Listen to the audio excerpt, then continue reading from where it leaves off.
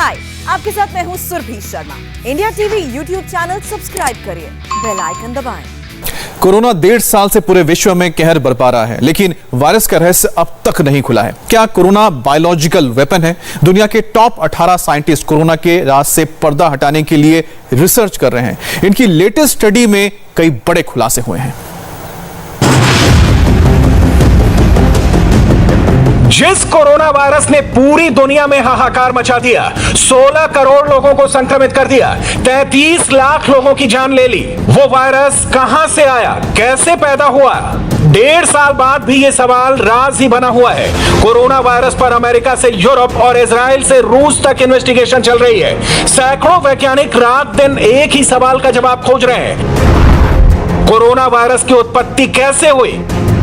क्या corona virus biological weapon है? Corona कुदरती है या फिर यह किसी लैब में बनाया गया? लैब से वायरस लीक हुआ या किसी ने जानबूझकर इसे फैलाया? अब विश्व के जाने माने 18 साइंटिस्टों ने कहा है कि कोरोना वायरस से जुड़े इन सवालों का जवाब पाने के लिए और ज्यादा जांच की जरूरत है। इन वैज्ञानिकों ने कहा है कि अभी वो दावे के साथ कुछ भी नहीं कह सकते हैं कि कोरोना वायरस की उत्पत्ति कैसे हुई, ये प्राकृतिक है या फिर लैब से निकला हुआ। इन वैज्ञानिकों ने एक चिट्ठी लिखकर अपनी बात कही है। चिट्ठी में और क्या क्या लिखा है वो जानने से पहले देख लीजिए ये वैज्ञानिक हैं कौन। लेटर लिखने वालों में कैम्ब्रिज यूनिवर्सिटी के clinical microbiologist Ravindra Gupta, French Hutchinson cancer research institute के वायरस विशेषज्ञ जेसी ब्लूम, हार्वर्ड यूनिवर्सिटी की वैज्ञानिक Yujia Alina, North Carolina university की scientist Ralph Baric, California institute की biologist Pamela J Bjorkman, Chicago university के वैज्ञानिक सारा कोबे, कैम्ब्रिज के वैज्ञानिक Benjamin E Deverman, Toronto university के वैज्ञानिक डेविड एन फेस्टमैन, येले यूनिवर्सिटी के इम्यूनोबायोलॉजिस्ट अकीको इवासाकी, बोस्टन के वैज्ञानिक मार्क लिपिस्चिक जैसे नाम चीन साइंटिस्ट शामिल हैं। इनका लेटर साइंस जर्नल में प्रकाशित हुआ है। पत्र को लिखने वालों में शामिल कैम्ब्रिज यूनिवर्सिटी के क्लिनिकल माइक्रोबायोलॉजिस्ट रविंद्र गुप्ता और French Hutchinson cancer research centre के वायरस विशेषज्ञ जेसी ब्लूम ने कहा है कि अब ये बहुत जरूरी हो गया है कि कोरोना वायरस की उत्पत्ति की पूरी जांच की जाए। इससे भविष्य में बीमारी को समझना ज्यादा आसान होगा। लेटर में स्टैनफोर्ड के वैज्ञानिक डेविड रेलमैन ने कहा कि अभी तो वायरस के लैब से निकलने और जानवरों से आने दोनों की ही संभावना है। इन वैज्ञानिकों ने लैब से कोरोना वायरस के लीक होने की संभावनाओं से भी इनकार नहीं किया है। वैज्ञानिकों का मानना है कि विश्व स्वास्थ्य संगठन की रिपोर्ट के आधार पर हम पुष्ट तरीके से यह नहीं कह सकते कि लैब से कोरोना वायरस नहीं आया है। कोरोना वायरस को रोकने के लिए हालांकि कई वैक्सीन आ चुकी है, लेकिन भारत समेत कई देशों में यह वायरस बेकाबू है। अब वायरस का दूसरा स्ट्रेन तबाही मचा रहा है। ऐसे में यह सवाल लगातार बना हुआ है कि क्या यह वायरस किसी लैब से लीक हुआ है।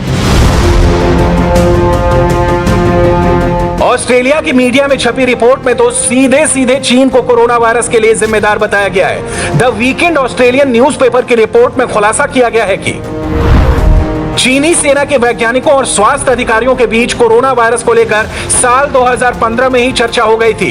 इस बात के सबूत हैं कि चीनी वैज्ञानिकों ने कोरोना वायरस को जैविक हथियार के तौर पर इस्तेमाल करने पर विचार विमर्श किया था। ये दस्तावेज तब के हैं जब दुनिया में कोरोना महामारी पैदा भी नहीं हुई थी। दावा है कि चीन की साजिश वाली ये सीक्रेट फाइल अमेरिकी विदेश विभाग के हाथ लगी थी।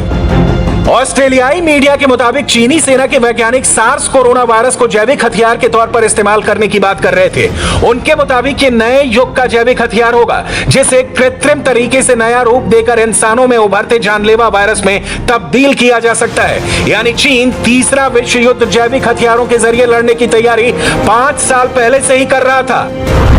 अमेरिका के हाथ चीन के वैज्ञानिकों का जो पेपर लगा उसका सब्जेक्ट था the unnatural origin of SARS and new species of man made virus a genetic bio weapons. इस पेपर में पीपल्स लिबरेशन आर्मी के रिसर्चर्स और चीन के स्वास्थ्य अधिकारियों ने तीसरे विश्व युद्ध में जैविक हथियार का इस्तेमाल करने का इरादा साफ जाहिर किया है।